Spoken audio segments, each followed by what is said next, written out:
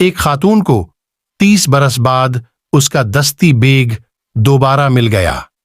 اطلاعات کے مطابق عشروں قبل اس کا چوری ہونے والا بیگ دریائے ڈون کے قریب سے ملا۔ بتایا جاتا ہے کہ 41 سالہ اڈرے ہے نامی خاتون کا بیگ ان کی ملازمت کی جگہ سے 30 برس قبل گم ہو گیا تھا۔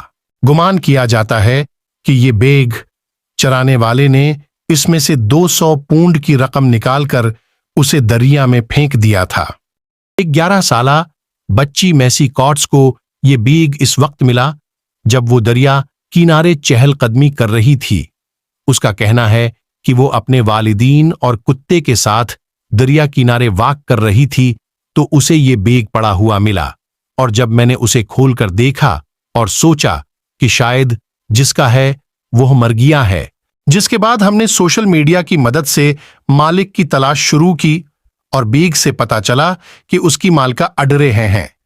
اس میں سے ملنے والے کارڈز پر 1993 کی تاریخ درج تھی، تو اندازہ ہوا کہ یہ 30 برس سے پانی میں تھا۔ جب ہم نے سوشل میڈیا میں پوسٹ کی تو ہم نے اڈرے کو تلاش کر لیا۔